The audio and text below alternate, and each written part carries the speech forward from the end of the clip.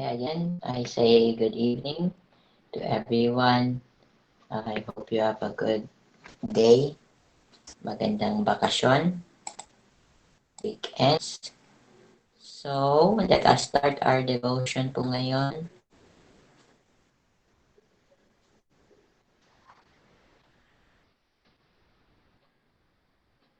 Pwede niyo pong buksan ang iyong mga camera kung handa na kayo.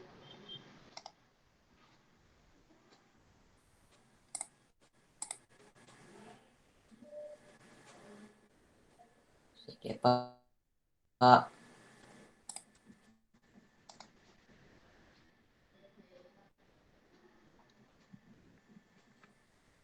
Okay. Ayun. Good evening ulit. So, let us start. Wala na pong free time. Inubos niyo po. So, let us continue sa ating opening prayer. Hilingin ko po si Angelica na mag-lead sa ating opening prayer ngayon. Okay pa. Ama namin makapangyarihan sa lahat, kami po'y taos-puso nagpapasalamat sa araw na ito. Maraming salamat po sa panibagong araw na inyong pinagkaloob sa aming Panginoon. Sa pag-uumpisa po ng araw na ito, gabayan niyo po kami at bigyan ng lakas ng loob upang malampasan namin ang mga pagsubok na aming haharapin sa araw-araw na ito. Bigyan niyo po sana kami ng dagdag na kaalaman upang sa ngayon maintindihan namin ang mga bagay-bagay. Gabayan at tulungan niyo po sana kami upang aming maiwasan ang paggawa ng mga kasalanan, Panginoon. Patawarin niyo po sana kami sa lahat ng kasalanan aming nagawa. Patawad po kung kami nagkamali sa isip, salita at sa gawa. Ang lahat po na ito ay aming dinadalangan sa pangalan ni Jesus na aming tagapagligtas. Amen.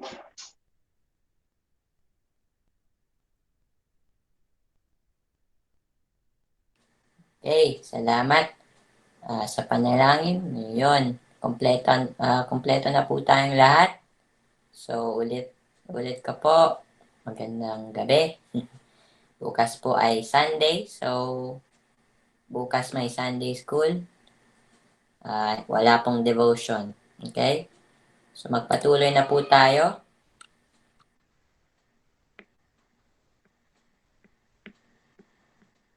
Sa isang kanta. Sige po.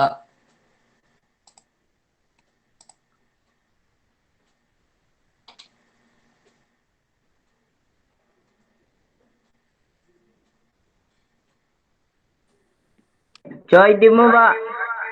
Lolo, nag-echo.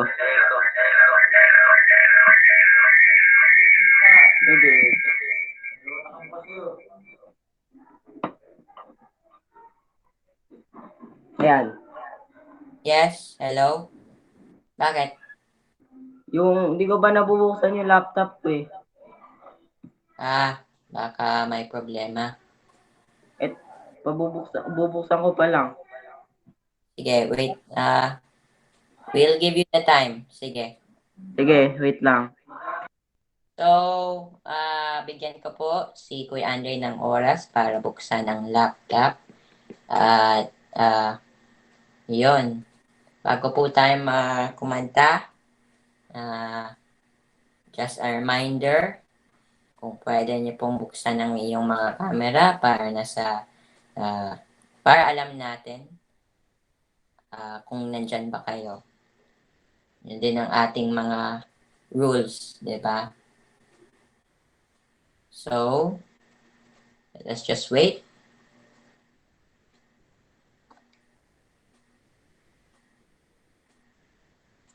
Baka na-late ang lahat dahil kumakain pa, di ba? So, I'll give you the time. Salamat ulit na may oras kayo sa ating devotion.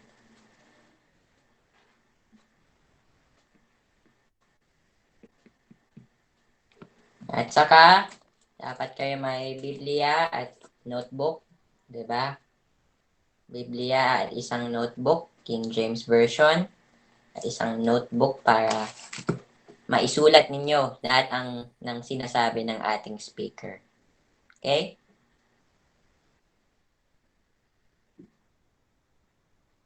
Sige po. Wait lang po ah. Sige, take your time.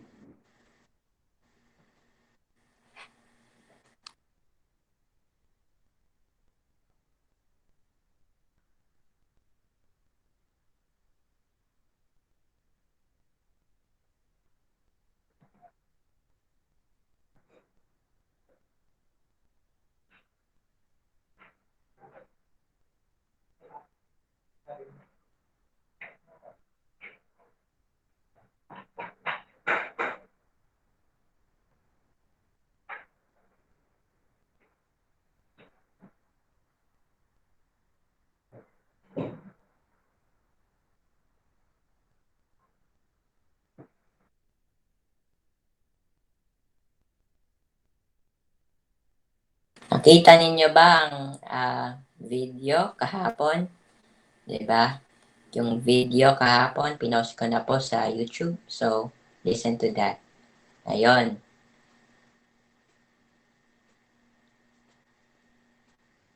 Kinig po kayo sa devotion ni Brother Kuya Jampol.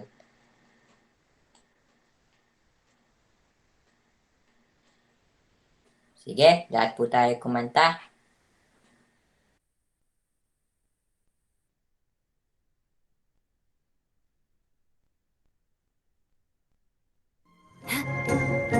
Time to scout.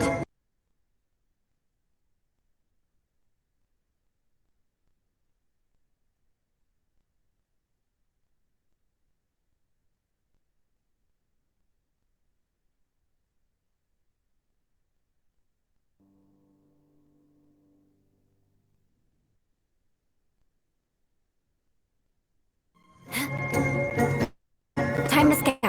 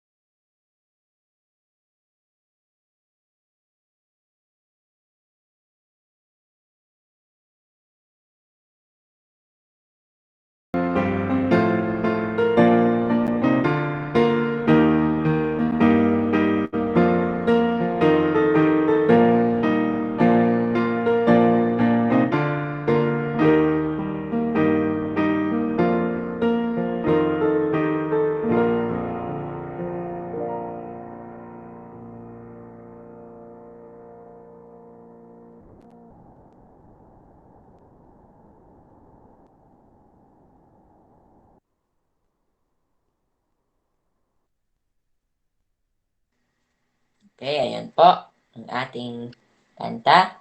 So, magpatuloy na po tayo sa ating devotion. Next po ang ating scripture reading, pagbabasa ng kanyang salita. At sa scripture reading po, babasahin ni Genesis de la Cruz sa Isaiah chapter 30 ng King James Version Bible para po magbigay tayo ng galang sa ating sa Diyos at sa kanyang salita ay lahat po tayo ay tumayo.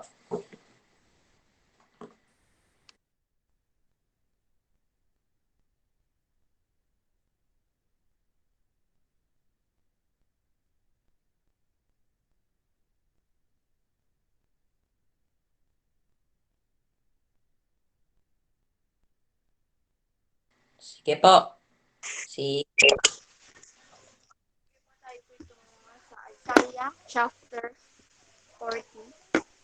Sabi ko dito, aliwin ninyo ang aking bayan. Sabi ng Diyos, aliwin ninyo sila. Inyong ibalita sa mga taga Jerusalem, tapos na ang kanilang pagdurusa, sapagkat nabayaran na nila ng lubos ang kasalanang ginawa nila sa akin. Ganito ang isinisigaw ng isang tingin. Ihanda ninyo ang daraaran ni Yahweh sa ilang. Gumawa kayo ng mga tuwid na ringgas ng kanyang lalakaran sa ilang. Tambakan ang mga dibis, patayin ang mga burol at bundok. At bantayin ang mga baku-bakong daan. Mahahayag ang kalwalhatian ni Yahweh at makikita ito ng lahat ng tao. Si Yahweh mismo ang nagsabi. Magpahayag ka, ang sabi ng tinig. Ano ang ipapahayag ko? Tanong ko. Sumagot siya, ipahayag mo ang lahat ng tao ay tulad ng damo. Ang kanyang buhay ay tulad lamang ng bulaklak sa parang. Natutuyo ang damo, umukupas ang mga bulaklak kapag sila'y mahika ng hangin ay mula kay Yahweh. Tunay nga ang tao ay tulad ng damo. Oo, ang damo ay nalalanta at kumukupas ang mga bulaklak. Ngunit ang salita ng Diyos ay mananatilit magpakilanman. Ang Diyos ay narito na. Umakyat ka sa tuktok ng bundok o Zion.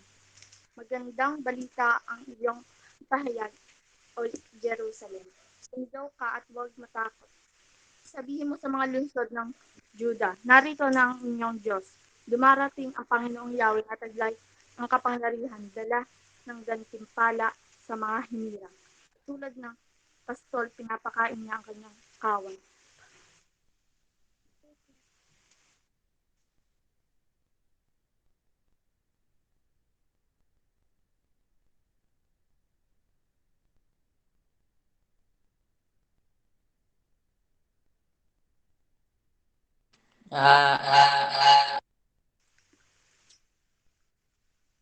Wait lang Isaiah, po. Na Isaiah, internet namin eh. Ako na eh. Sinabi ni Yahweh, kawawa ang mga suwail na anak na ang ginagawa hindi ayon sa aking kalooban. Nakikipagkaisa sila sa ibang ng labag sa aking kagustuhan pa. Palala ng palala ang kanilang kasalanan. Mamadali silang pumunta sa Egipto upang humingi ng tulong sa Paraon. Ngunit hindi man lang sila sumangguni sa akin. Mabibigo lamang kayo sa hinahangad ninyong tulong at kahihiyan lamang ang idudulot na naasahan ninyong proteksyon. Bagamat nasa gawa ng kanilang mga pinuno at ang mga sugo nila'y umaawot pa hanggang Hanes. Mapapahiya lamang kayong lahat dahil sa mga taong walang pakinabang. Hindi naman tumutulong at hindi rin maaasahan. Wala silang matatama kundi kabiguan at kahihiyan. Ito ang mensahe ng Diyos tungkol sa mga hayop sa katimugang disyerto, sa lupain ng kagulungan at dalambahati, sa lugar ng pinamamahayan ng mga leon, ng mga ulupong at mga lumilipad na dragon. Ikinakarga nila ang kanilang kayamanan sa mga asno at mga kamelyo upang ibigay sa mga taong walang maitutulong. Ang bansang Egypto ay hindi maaasahan, kaya tinawag ko siyang inutil na dragon. Tumangging makinig ang Israel, halika at isulat mo sa isang aklat kung anong uri ng mga tao sila upang maging tagapagpaalala magpakilanman kung gaano kalaki ang kanilang kasalanan. Sapagkat sila'y mapagsimagsik sa laban sa Diyos. Sinungaling at ayaw makinig sa aral niya. Sinabi nila sa mga tagapaglingkod, huwag kayong magsasabi ng katotohanan at sa mga propeta, huwag kayong magpapahayag ng tama. Mga salita maganda sa aming panidinig ang inyong banggitin sa amin. At ang mga hindi matutupad, umalis kayo sa aming daraanan. At ang tungkol sa banal ng Diyos na Israel ay ayaw na namin mapakinggan.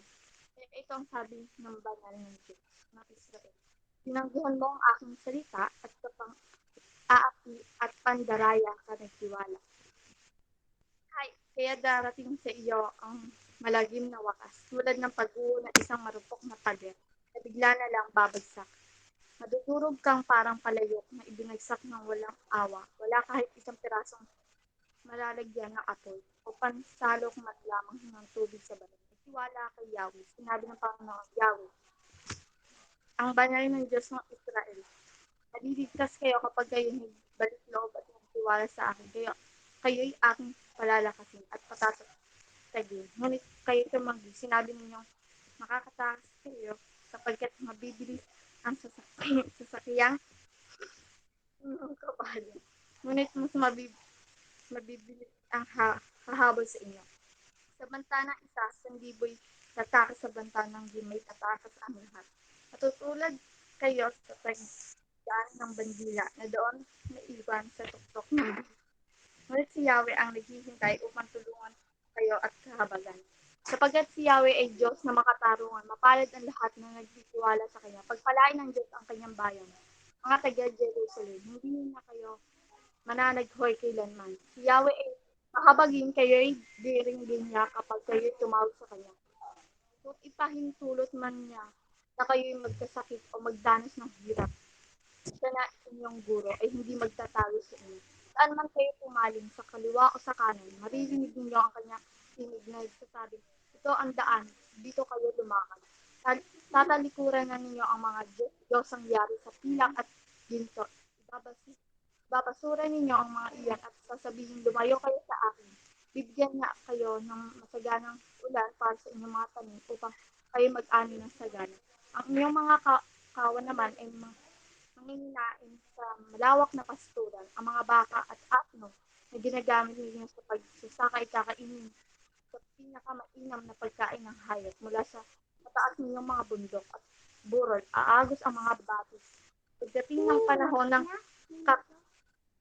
kakilakilabot ng pagpuksa at pagwasak sa mga tore, magliliwanag ang buwan na animoy araw at ang araw na may magliliwanag ng 7 ibayo, parang liwanag ng 7 araw na pinagsama-sama. Ito'y mangyayari sa araw na gamutin at pagalingin ni Yahweh ang sugat ng kanyang bayan. Paparusahan ng Diyos ang Assyria. Tingnan niyo, dumarating si Yahweh. Nag-aapoy sa galit sa gitna ng mga ulap. Ang mga labi niya'y nanginginig sa galit at ang ilan niya'y tila apoy na nagliliyab. Papadala siya ng malakas na hangin na tila habang tumatangay sa lahat ng pagdaanan. Wawasakin nito ang mga bansa at wawakasan ang kanilang masasamang panukala. Masaya kayong aawit sa pagdiwang niyo ang gabi ng banal na kapistahan at sa himig ng tugtog ng flauta. Aakyat kayong masaya sa bundok ni Yahweh. Ang tagapagtanggol na Israel, maririnig ang makapangyarihang tinig ni Yahweh at makikita ang pinsalang idudulot ng kanyang kamay dahil sa hindi ng galit na parang apoy na tumutupok at hangin lumaragata. May malakas na bagyo, paghahariin ng takot ang mga taga-Assyria kapag narinig nila ang tinig ni Yahweh na nagbabanta ng pagpaparusa. Ang bawat hampas ng parusang igagawad sa kanila ni Yahweh ay may kasali pang tunog ng mga tamburing at lira. Matagal nang nakahanda ang lugar ng pagsusunugan sa hari. Isang maluwang at malalim na lugar. Hindi mamamatay ang apoy dito at hindi rin mauubos ang panggatong. Ang hininga ni Yahweh na parang nag-aalab na asupre ang patuloy na magpapagagablab sa sunugang iyon.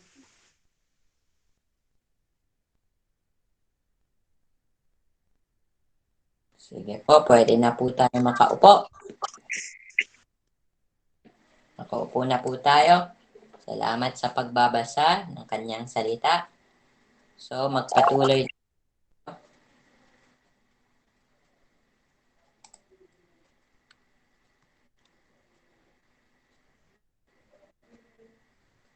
Sige po. Ayan. Bible story. Ang ating Bible story po ngayon ay tungkol sa justice or hustisya. So, panoorin niyo po ang video na ito.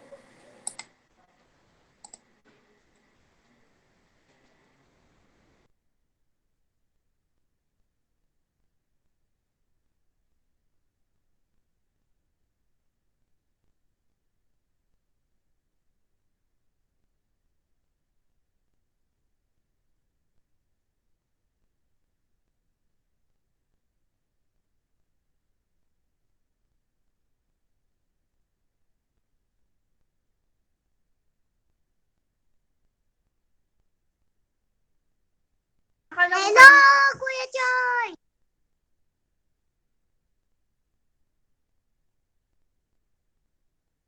Good evening, pero wag po masyadong maingay. Ito po ay isang devotion. Sige po. If you were a praying mantis, it would be socially acceptable to devour your mate. And if you're a honey badger, you have no regard for other animals. You don't care. If you're a panda with twins, it's normal to abandon one to take care of the other. But if humans do any of these things, we would call it wrong, unfair, or unjust. Yeah, why is that? Why do humans care so much about justice? Well, the Bible has a fascinating response to that question. On page 1, humans are set apart from all other creatures as the image of God. Yeah, God's representatives who rule the world by his definition of good and evil. And this identity, it's the bedrock of the Bible's view of justice. All humans are equal before God and have the right to be treated with dignity and fairness no matter who you are. And that would be nice if we all did that. But we know how the world really works. And the Bible addresses that too. It shows how we are constantly redefining good and evil to our own advantage at the expense of others. Yeah, self-preservation. And the weaker someone is, the easier it is to take advantage of them. And so in the biblical story, we see this happening on a personal level, but also in families, and then in communities, and in whole civilizations that create injustice, especially towards the vulnerable. But the story doesn't end there. Out of this whole mess, God chose a man named Abraham to start a new kind of way. Specifically, Abraham was to teach his family to keep. A Bible word I don't really use, but what comes to mind is being a good person. But what does that even mean, being good?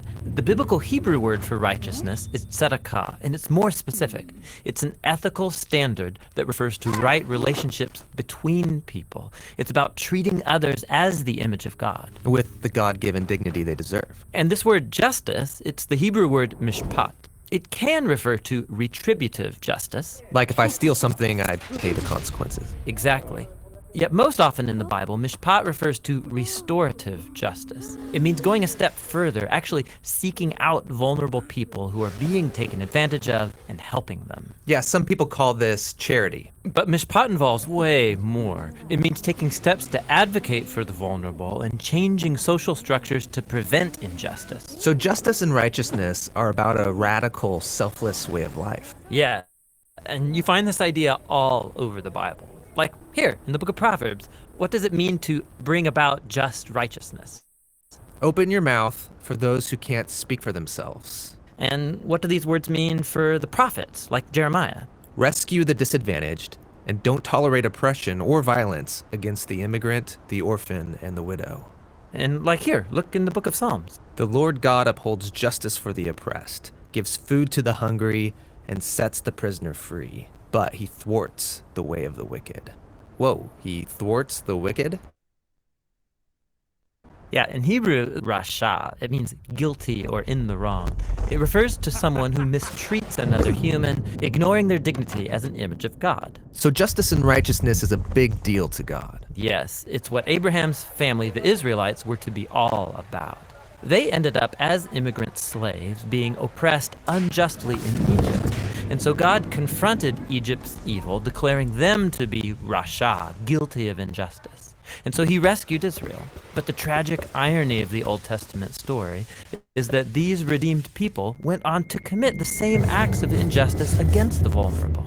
And so God sent prophets who declared Israel guilty. But they weren't the only ones. There's injustice everywhere. Yeah, some people actively perpetrate injustice. Others receive benefits or privileges from unjust social structures they take for granted. And sadly, history has shown that when the oppressed gain power,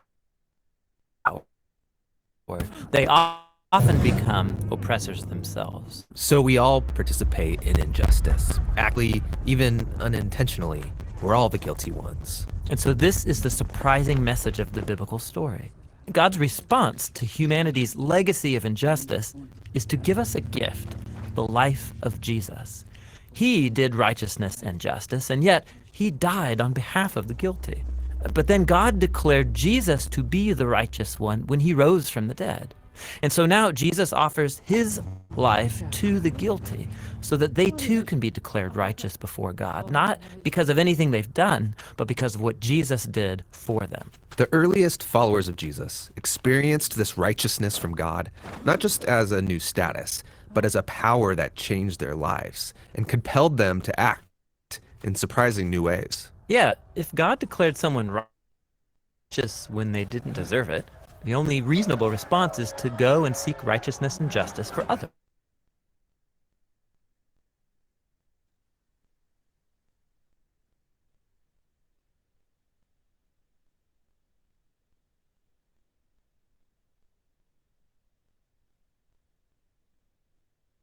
Commitments of the ancient prophet of Micah view is to do justice, to love mercy, and to walk humbly with your God.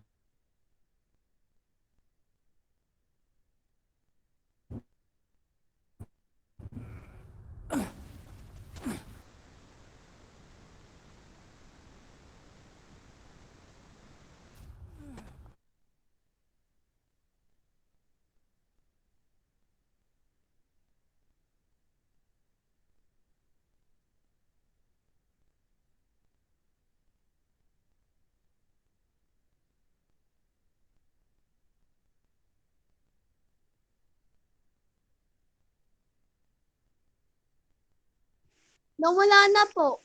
Sorry po, masyadong may lag yung story.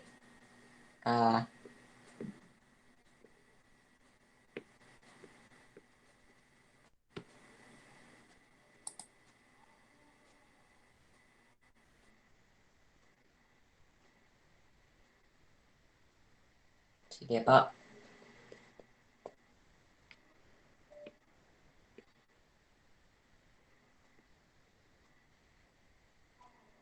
Naghihinto yung ano eh. So, magpatuloy lang po tayo. Dahil may lag.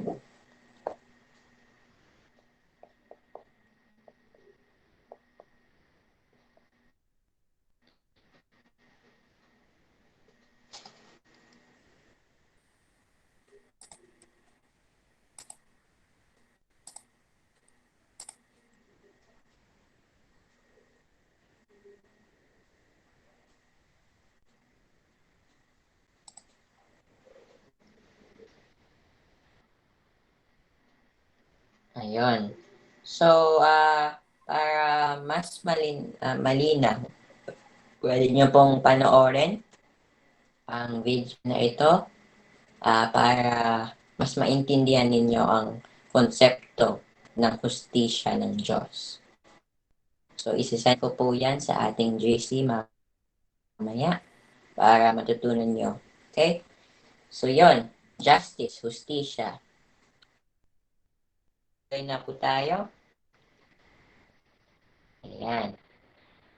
Prayer, Thanksgiving at ang mga requests. Yan. Si Kuya Genesis po, mananalangin. pagkatapos ng ating mga Thanksgiving at mga requests. So I will just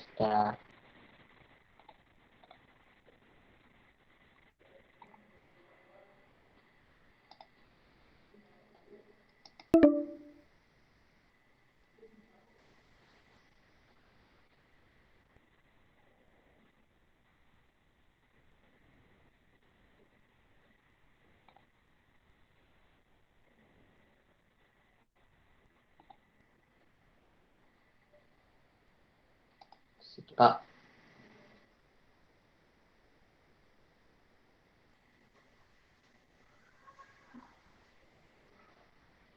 Ayan.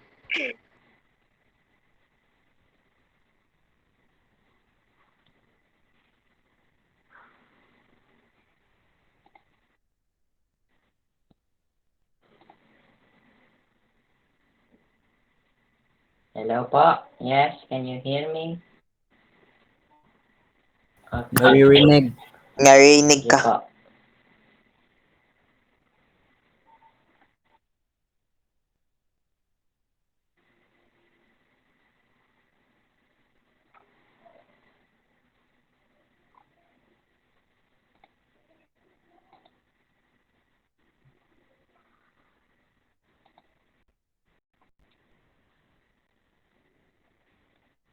Ayan.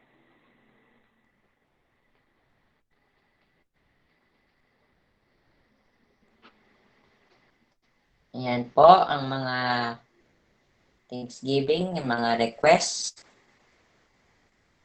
Wala po. Nakikita niyo po. Ayan na, ayan na. Ako po Okay. yung prayer request ko po. Sige. Ayan po. Alam naman natin ang mga prayer request. Bago po tayo patuloy sa mga urgent prayer requests, ay narinig po muna natin ang mga general prayer requests. Pagpatuloy po tayo na manalangin sa ating bansa, simbahan, pamilya, devotion, at ang ating pag-aaral. So, yun po. Mga general prayer requests. Patuloy na po tayo sa mga prayer requests, urgent prayer requests. Ayan. Lahat po ng gapan, nandyan na. Tandang Sora at ako po. So, yan. Sige po.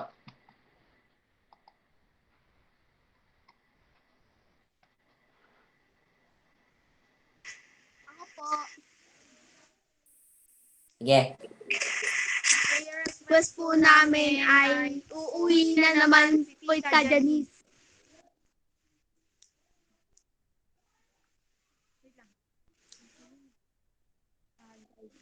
Ang prayer request po namin ay patuloy po na mag-guide po kay Tita Jessie na uuwi na naman po siya ngayon.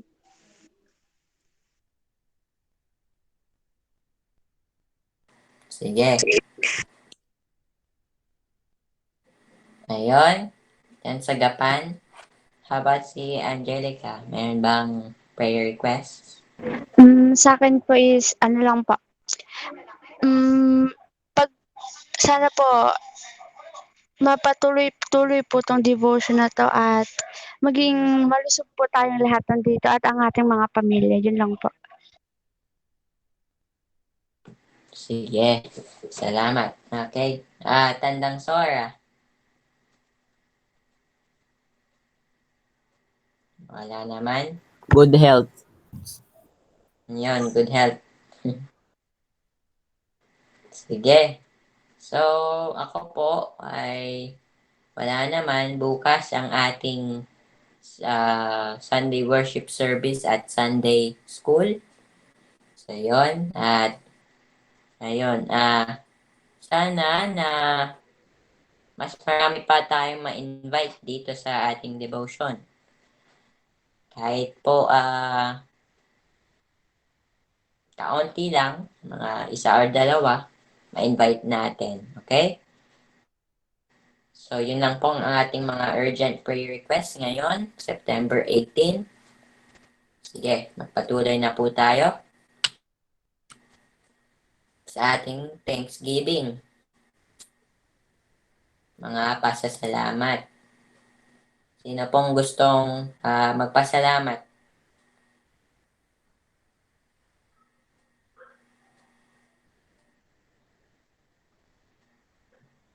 Sige po, sino?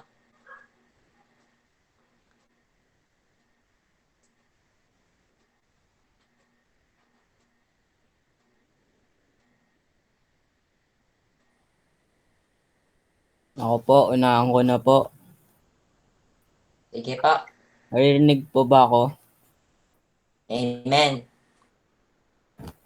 Ayan, nagpapasalamat po sa Panginoon dahil sa buong week na natapos na. Ingatan niya tayo na pinagkaloob niya sa atin sa pang-araw-araw nating pangailangan. Papasalamat ako dahil wala kaming mga sakit. Napakalaking blessing na yung wala kang sakit. Na kung may sakit ka, na tas may pera ka, anong magagawa ng pera mo? 'Di ba? Sobrang laking blessing ngayon na wala kang sakit. Yun lang. To God be the glory. Okay, salamat sa iyong pasasalamat. Sino pa po?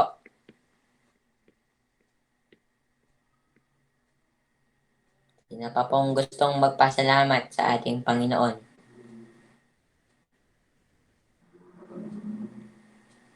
Ako po, Sige.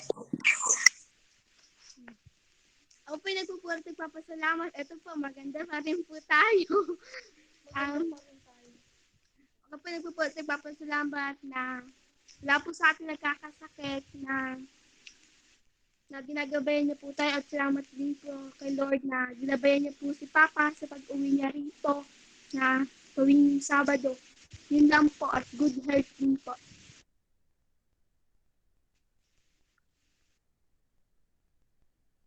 Sige. Ngayon kay Julian. So, sino pa po?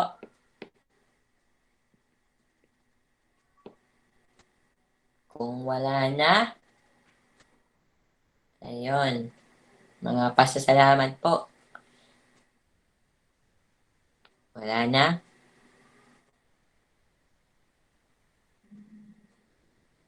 Bigyan ko po kayo ng oras. Sige, kung wala na ay magpatuloy na tayo sa ating pananalangin.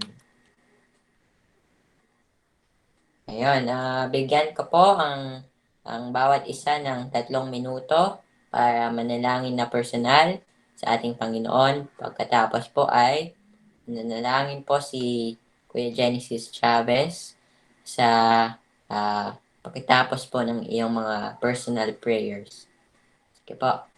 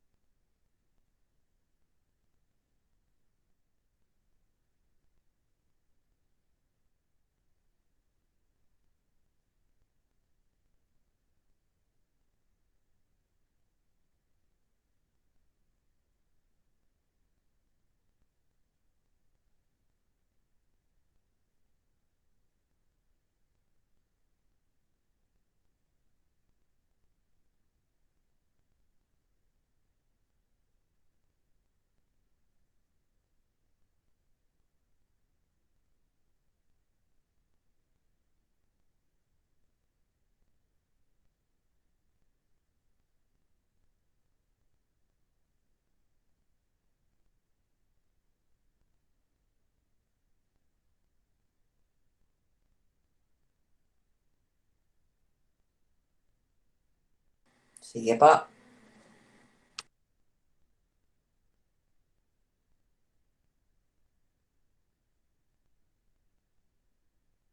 Mag-pray na. At saka mali yung spelling mo ng Chavez. Zay yung dulo. Pray nga, Choy. Choy. I already said it. Pray. Okay. Okay, let's pray. Lord God, salamat po sa lahat ng mga biyayang bigay niyo po sa amin. At salamat po sa lahat ng mga bagay nga gawa niyo po sa amin. Lord, gaway maintindihan at maunawaan po namin ang yung salita na aaralin po namin ngayong araw. Patawarin niyo po kami, Lord, sa aming mga pagkakasala at pinapatawad po namin ang mga kasala sa amin. Ingatan niyo po kami at huwag niyo po kami pabayaan. Sa pangalan ni Jesus, aming tagapagligtas. Amen. Okay. Yun, salamat sa ating lahat na nandito ulit sa ating devotion. So, magpatuloy na po tayo. Let's go sa ating devotion.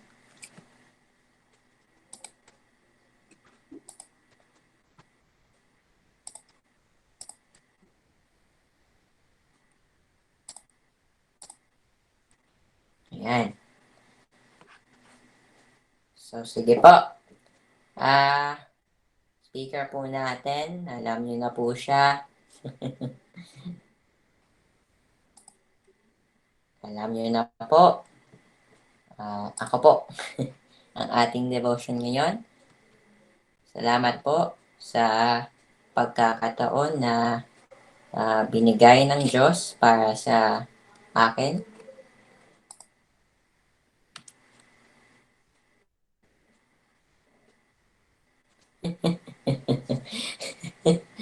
Kala nyo ako pa, kung hindi nyo nakita yung schedule. Wait lang po, sorry. Yan. So, ito po ang devotion ngayon. Ang text po natin ay sa Isaiah chapter 30, verse 18 to 19. So, basahin ko po muna sa English, King James Version. And therefore will the Lord wait, that he may be gracious unto you, and therefore will he be exalted, that he may have mercy upon you. For the Lord is a God of judgment. Blessed are all they that wait for him. Verse 19, for the people shall dwell in Zion and at Jerusalem. For thou shalt weep no more. He will be very gracious unto thee at the voice of thy cry. When he shall hear it, he will answer thee. So, let's pray po muna. Dalangin po tayo. Dear Lord, thank you for this opportunity na we get to talk about you sa tungkol po sa inyong justisya or justice para sa amin. Thank you for your love and your patience towards us. We continue to prosper this devotion. In Jesus' name we pray. Amen. So, yun. Ang title po ng ating devotion ngayong gabi ay God's Justice or ang hustisya ng Panginoon. Ang hustisya ng Panginoon or God's Justice. So, pag sa justice po, ano ang una sa inyong mga isip? Anong pumapasok sa inyong isip pag narinig nyo justice or hustisya?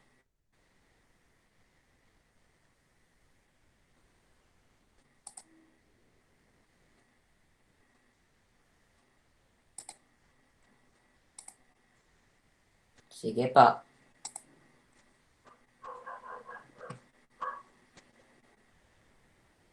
Karapatan. Rights. Sige, sino pa po?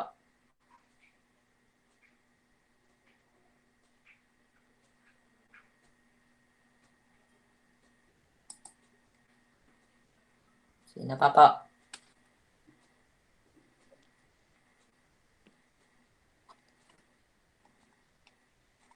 Anong... Yes. Sino?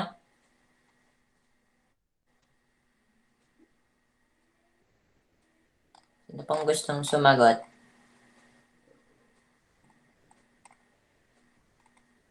Anong unang nasa isip ninyo kung nung narinig nyo ang salitang hustisya? Sabi ni Kuya Andre ay karapatan or right. Patas. Patas. Okay, patas. Equal. Okay, sino pa po?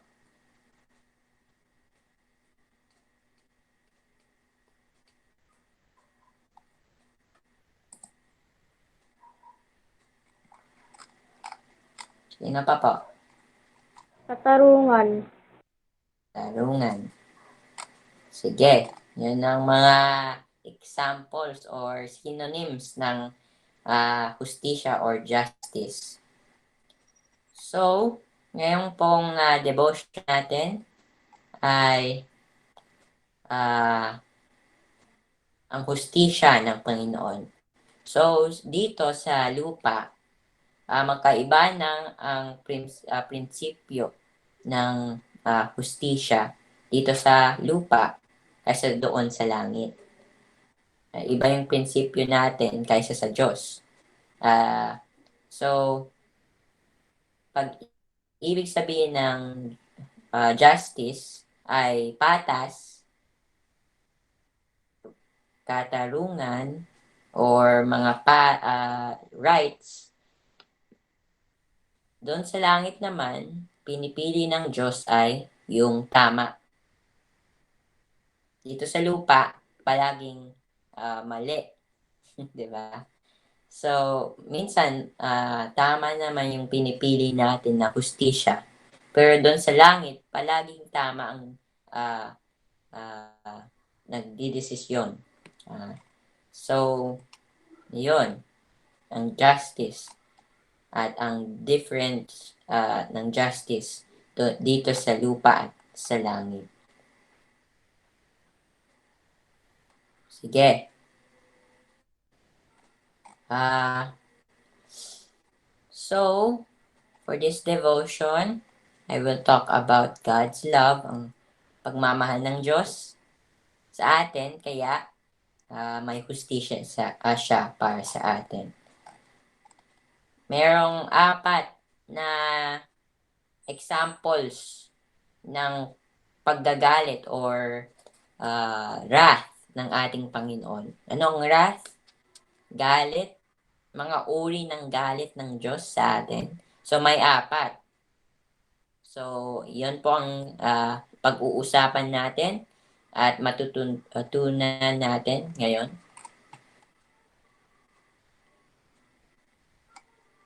Sige po. So,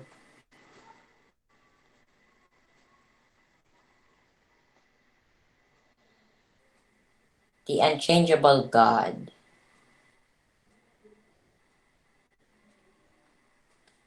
Our Creator, so ang Diyos ay ginawa niya ang buong mundo. Ginawa niya ang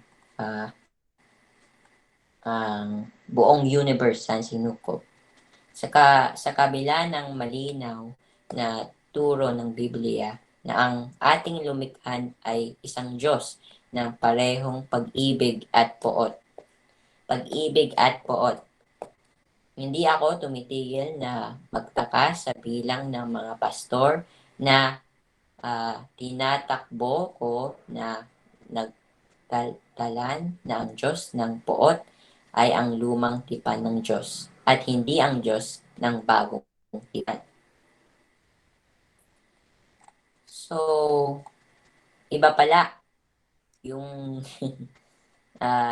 character ng Diyos sa lumang tipan kaysa sa bagong tipan. 'Di ba sa lumang tipan, sinasabi ng Diyos, palagi siyang nagagalit, parang palagi siyang nagagalit sa mga Israelita sa mga kasalanan na ginawa nila. Habang sa New Testament ay palaging sinasabi ni Jesus, magmahalan tayo, di ba? So, parang magkaiba. Kaya, kung iisipin natin, yung Old and New Testament, parang magkaiba sa ating prinsipyo or pag-iisip, pero hindi ito magkaiba sa prinsipyo or pag-iisip ng Panginoon. Ang hustisya po ay pagmamahal ng isang magulang sa kanyang anak, di ba? At saka ang hustisya or justice ay pagmamahal or punishment sa atin.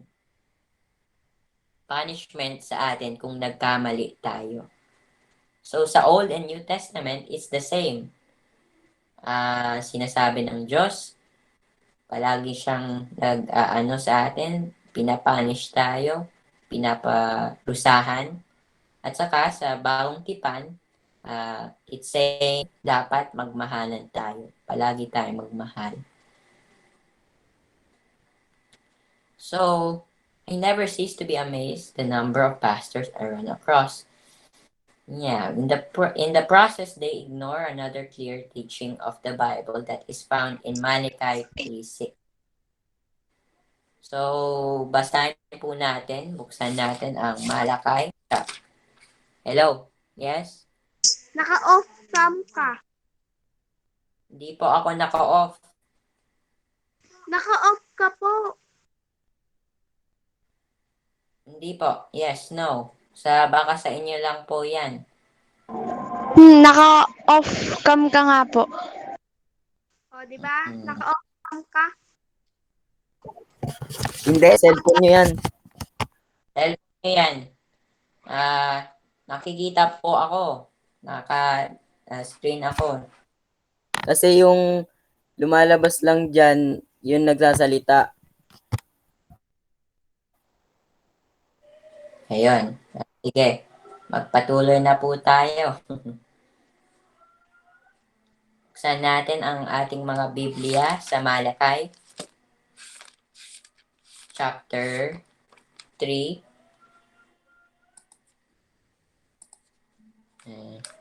Malachi chapter 3, verse 6.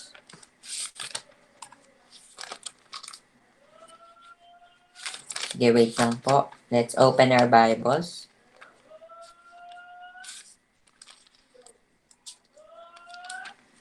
So, sabi po dito, for I am the Lord, I change not. Therefore, ye sons of Jacob are not consumed. Ang Diyos po ay hindi nagbabago. Yan po ang sinabi ng Diyos. Hindi po siya nagbabago. Kung mabuti ang Diyos, edi mabuti siya kailanman. Kung masama ang Diyos, edi masama siya kailanman. Pero mabuti siyang Diyos. Kaya mabuti siyang Diyos kailanman, di ba? So, our Creator, sinasabi ng Biblia na ang Diyos ay both pag-ibig at puot. I never cease to be amazed to the number of pastors. So, ang isip natin na magkaiba ang Diyos sa Old and New Testament. Mali po ito. Consistent ang Diyos. Mahal niya ang katarungan at hustisya. At sinasabi nga sa Malachi chapter 3 verse 6 na I do not change.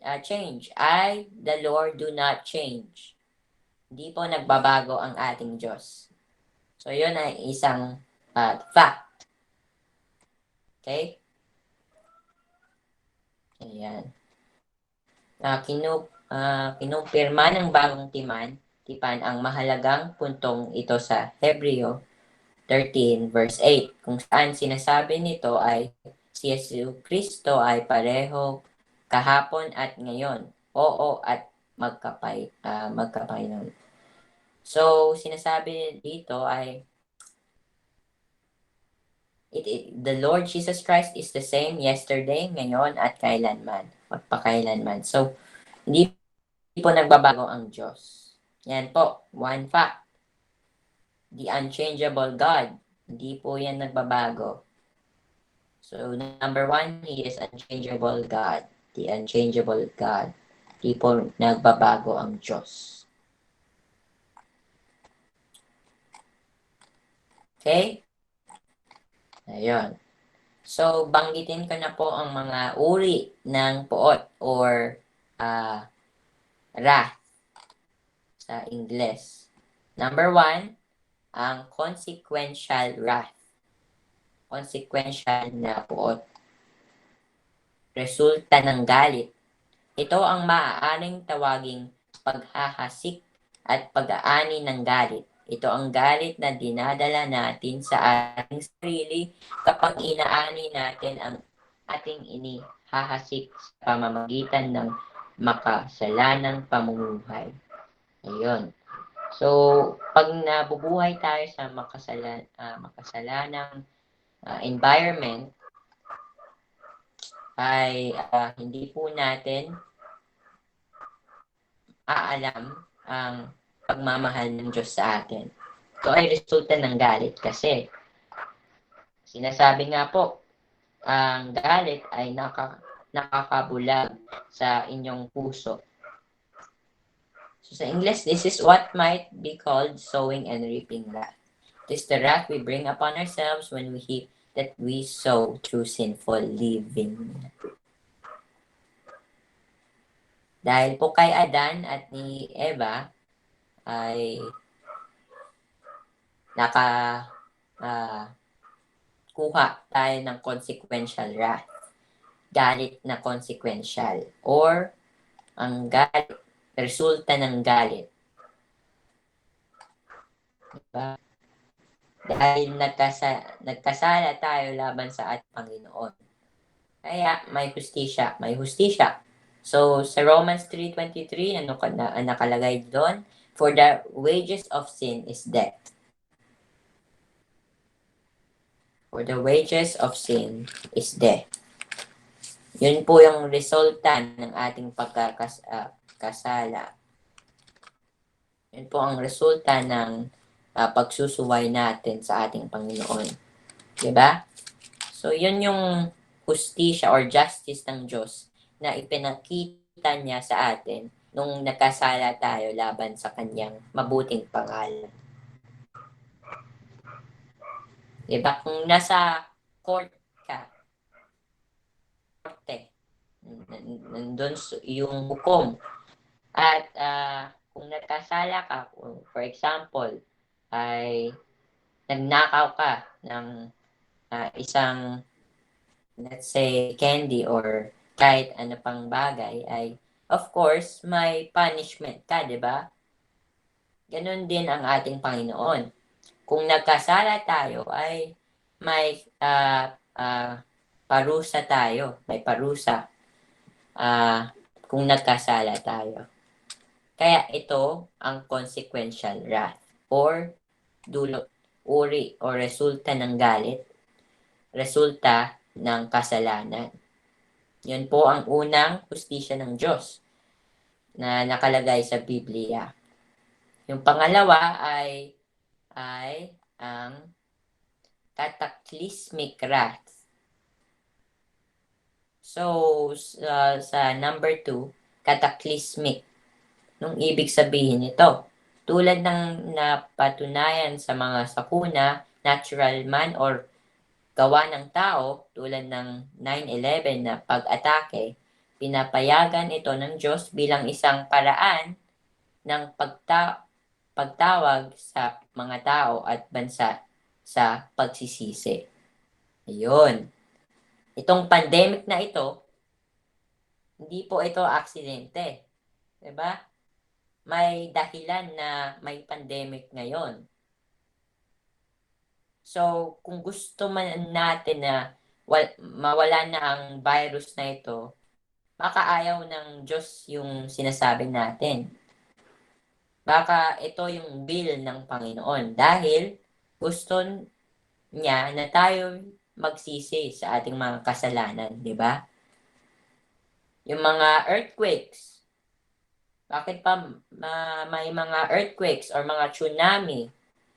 Dahil gusto ng Diyos na matuto tayo sa ating mga kasalanan, mag-repent.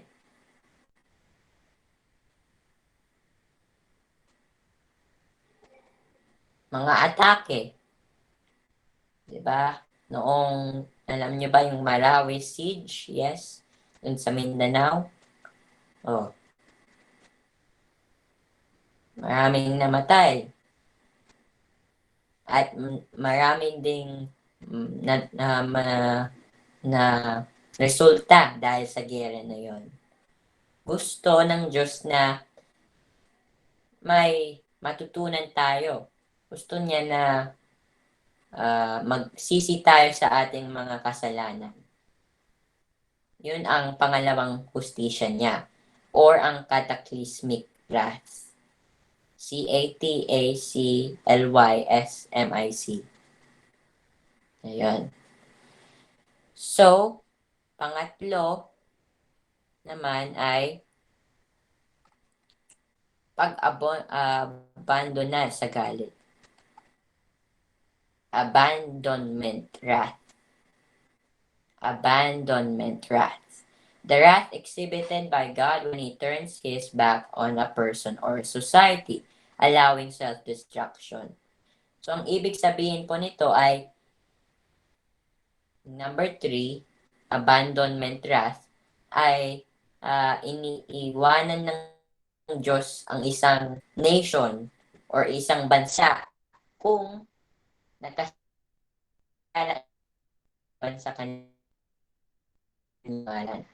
or nakalimutan na ang mga tinuturo ng Diyos sa ibang bansa. Katulad ng Israel, di ba? Nakalimutan na ang Israel ang mga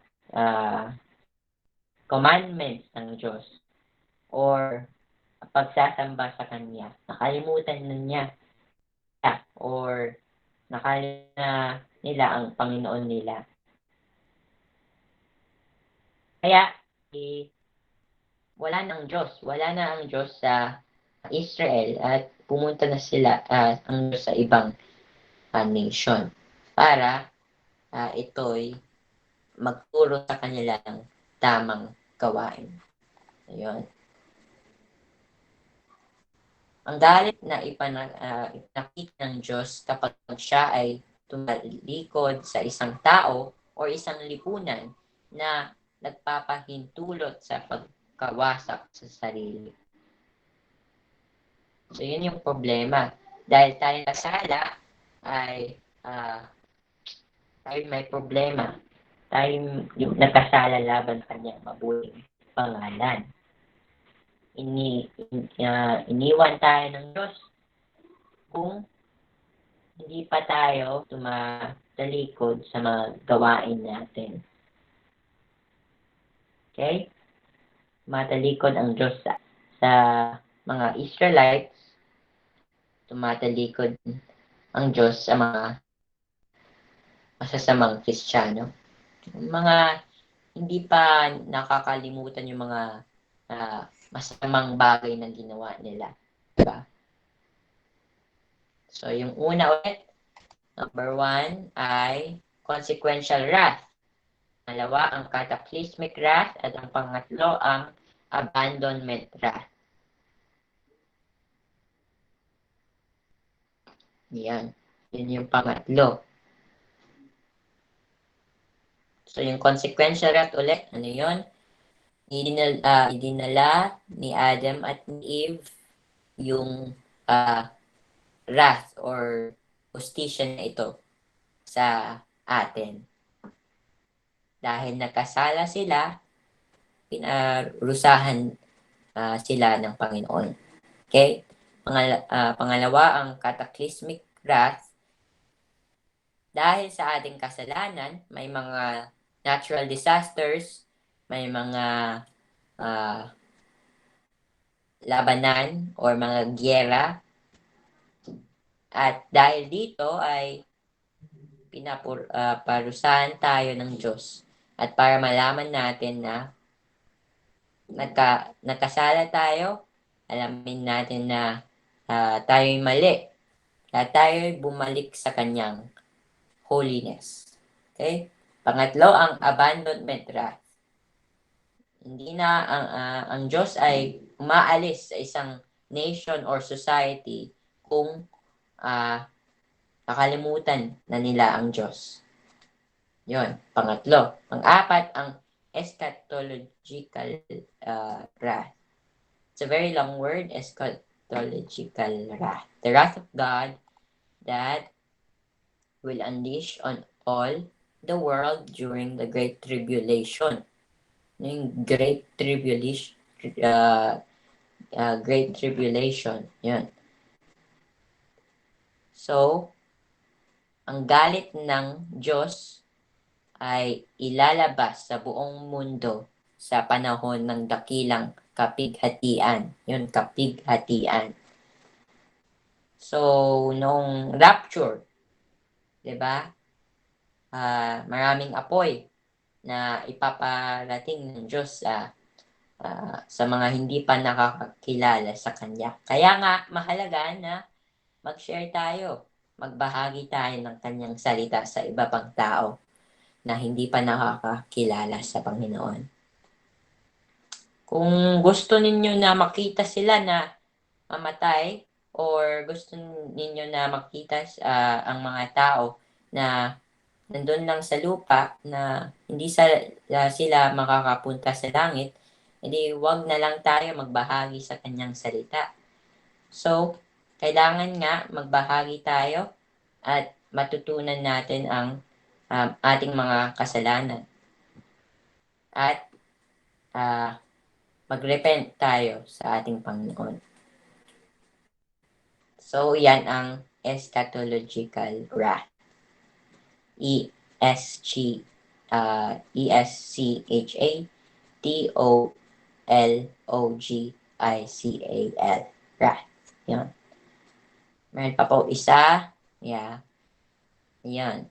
Panglima ay walang hanggan na galit.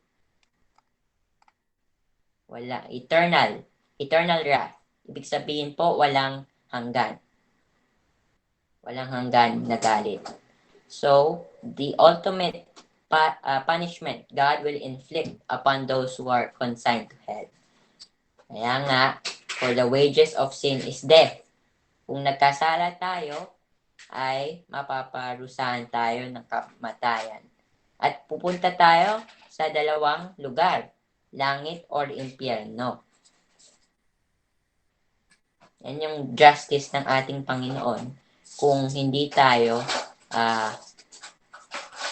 natin alam ang Kanyang salita at hindi natin tinanggap ang salvation sa ating mga puso. So, yan. Ang pangwakas na parusa na ibibigay ng Diyos sa mga taong inilaan sa impyerno. Kung nasa langit tayo, ito ay isang reward. Kung nasa impyerno tayo, ito ay isang parusa dahil sa ating mga kasalanan. Okay? Yun. Yan yung eternal wrath or walang hanggan na galit or puot. Sige. Next, number 6, yan. Lang po. Yan. Actually, that's the last one. So, ano po ulit? Yung mga wrath or yung mga galit ng Diyos or ang hustisya ng Diyos sa atin. Number 1, ang consequential wrath. Number 2, cataclysmic wrath. Number 3, abandonment wrath. Number 4, eschatological wrath. Number 5, eternal wrath. Yun yung 5. Ano po yung 5 ulit? Yan, yung consequential wrath, ito ang pagkakasala ni Adam at ni Eve noong kinain nila yung prutas or the tree of the knowledge of good and evil. Dahil sa mga ginawa natin, pagkakasala natin na ginawa natin, ito yung galit or parusa natin kung nagkasala tayo. Yan yung consequential wrath. Number 2, ang cataclysmic wrath. Yan, yung mga disasters. Yan yung parusa ng Panginoon noong pag nakasala tayo, ipapadala niya ang mga earthquakes, mga tsunamis, yung mga giyera sa ating mundo. Alam mo na nakasala tayo, kaya importante na we know that He is right. Dapat din alam natin na siya ay tama, siya ay yung Holy God. Ayaw niya ang mga ginagawa natin. Kaya pinapabayaan niya na yung kasalanan na magparusa sa atin or magpunish sa atin. Kaya pinapabayaan niya yung mga ganitong bagay na mangyari sa ating mundo. Abandonment wrath, yan, is turning back on a society or sa isang tao kung nakalimutan nila ang salita ng Diyos. Eschatological wrath, or yung galit ng Diyos kung pupunta na siya sa ating mundo, or ang great tribulation. Eternal wrath ay sa impyerno. Yan po ang mga galit ng Diyos, ang hustisya ng Diyos sa ating lahat. Yun lang po. Yun yung 5. Nasa Biblia. Yan po, nasa Biblia. Yan. Kaya alam nyo na bakit yung mga masasamang bagay ang nangyayari sa ating mundo. Dahil may mga tao pa na hindi pa nakakakilala sa ating Panginoon. Diba? So, yun lang po. Yun. So, let us pray. Dear Lord, thank you sa salita mo ngayon na ibinahagi niyo po sa amin. Salamat po na may opportunity na magbahagi po ako sa inyong salita sa iba pang tao. Salamat din po sa inyong pagmamahal at hustisya sa amin araw-araw. In Jesus' name we pray. Amen. So yun po, ang maghustisya ng ating Panginoon. Hustisya, justice. Mahalaga ito at sana may natutunan kayong lahat. Okay po. Sige, magpatuloy na po tayo.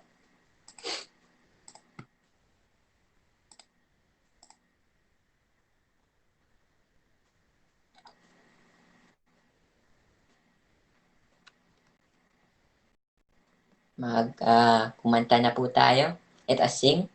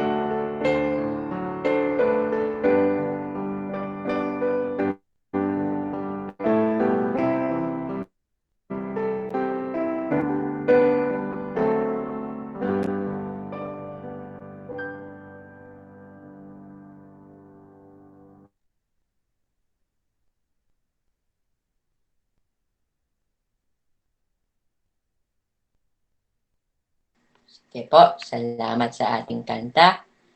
Yun, magpatuloy na po tayo sa ating closing prayer. Hilingin ko po si Ate Patricia Arangues na mag-lead sa ating closing prayer.